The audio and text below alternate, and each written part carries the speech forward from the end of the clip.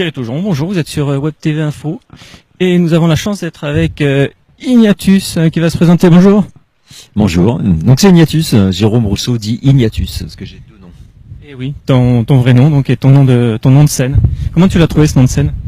C'est un nom qui m'est venu par la lecture d'un livre qui s'appelle La Conjuration des imbéciles de John Kennedy Toole, dont le héros s'appelle Ignatius Rei, et le I est parti au lavage, et est resté donc Ignatius. Je voulais un nom, pas un nom qui fasse trop chanson, un nom qui interroge un petit peu. Quel genre de truc peut chanter un mec qui s'appelle Ignatius? C'était ça qui m'intéressait. Et ben voilà, là tu as résumé carrément la conférence qu'on a vue hier, c'est-à-dire que tu parles de littérature, tu parles de l'histoire de la chanson.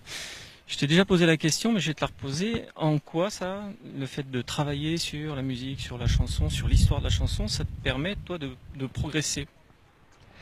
Alors, donc moi j'ai trois métiers en fait. Donc je suis auteur, compositeur, interprète. Donc je fais des concerts, des disques. Je fais des ateliers d'écriture et je fais des conférences sur l'histoire de la musique.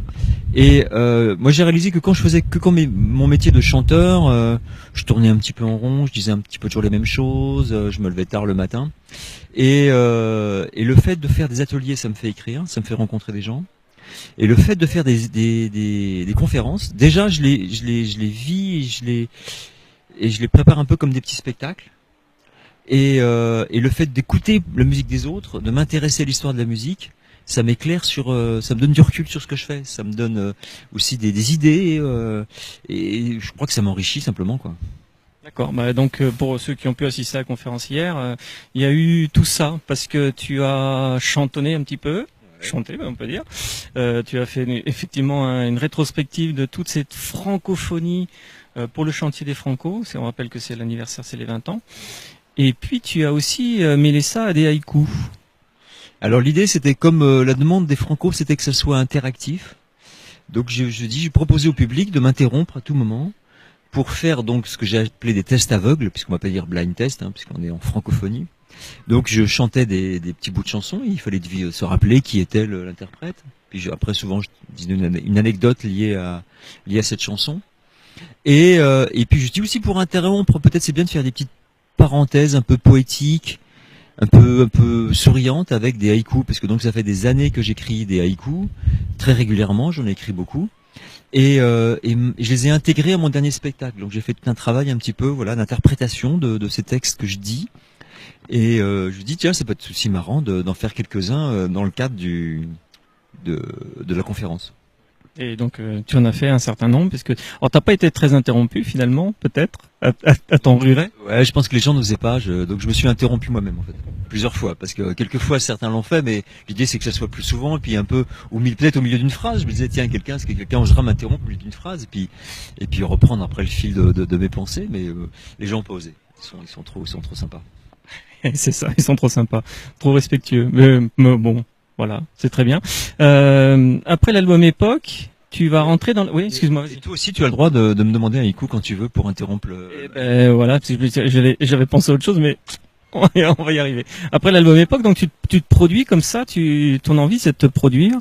On t'a vu sur Internet récemment. Derrière une vitre de bistrot, les gens sont assis, ils sont en train de t'écouter, t'es casque micro. Qu'est-ce que tu en retires de cette expérience? Je me rends compte que je suis de plus en plus dans le texte, moi, dans l'écrit. Et depuis quelques années, j'ai travaillé avec un coach scénique, quelqu'un qui me fait travailler le corps. Et on a fait des essais de textes dits, de prendre des chansons, mais de n'en dire que le texte. Et j'ai eu beaucoup de plaisir à faire ça, à travailler ça avec lui. Et du coup, j'ai oublié de faire un spectacle de cette manière. Donc je suis en train de travailler sur un solo où je dis des textes. Il y a moitié texte dit, moitié texte chanson, quoi. Et donc je dis des textes et je dis des haïkus, du coup. Je fais des séries de haïkus. Et je l'ai donc testé il y a 2 semaines et ça s'est très bien passé. Donc voilà, l'idée c'était un petit peu de poursuivre ça. Okay. Bon, écoutez, je vous invite à aller voir sur la page Ignatius, je crois qu'on voit la vidéo. Oui, oui. Donc j'ai testé dans cet endroit qui est un bar disquaire à Paris, qui s'appelle La Passerelle, point 2, avec une petite scène.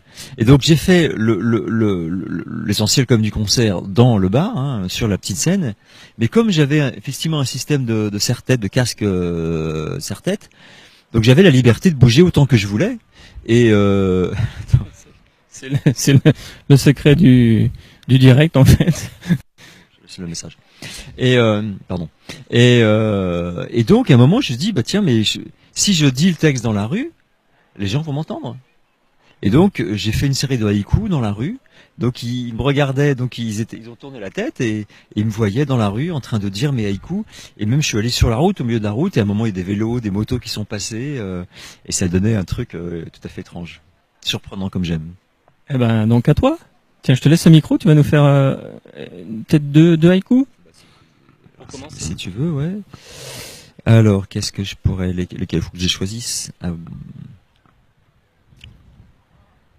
Au 5e plongeon, j'ai enfin touché le fond de la tasse de thé.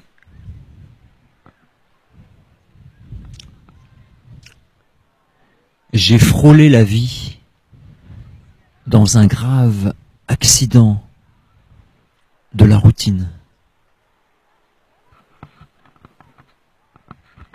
Ah merci.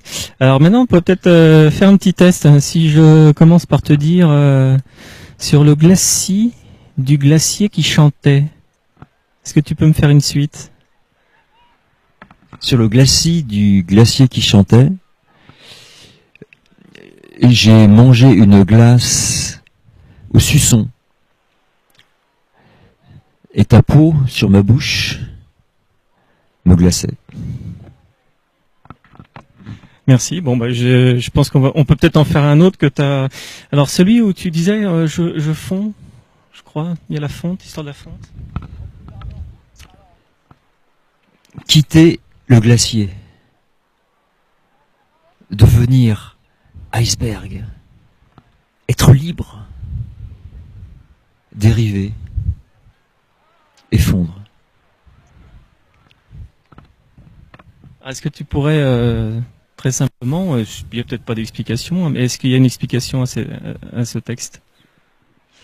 Les haïkus, soit c'est des images, des flashs de choses que j'ai vues, que j'ai ressenties, ou c'est plus une parabole. Là, c'est une parabole, c'est la parabole du désir des libertés. J'ai des enfants adolescents qui ont 20 ans, qui rêvent de quitter le foyer, de devenir libre et indépendant. Mais quand tu quittes le glacier, effectivement, il n'y a plus la solidarité des autres. Tu deviens plus fragile et tu peux te perdre. Bien. Bah écoute, on vous invite à aller découvrir Ignatius si vous le connaissez pas encore, ça m'étonnerait. J'en ai parlé à la librairie Les Rebelles Ordinaires, tiens, aujourd'hui. Il m'a dit qu'il te connaissait. Donc à La Rochelle. Donc Ignatius, vous allez sur la page Facebook ou sur le site, vous tapez Ignatius, c'est comme ça se prononce. Et puis vous aurez d'écouter des extraits de l'EP.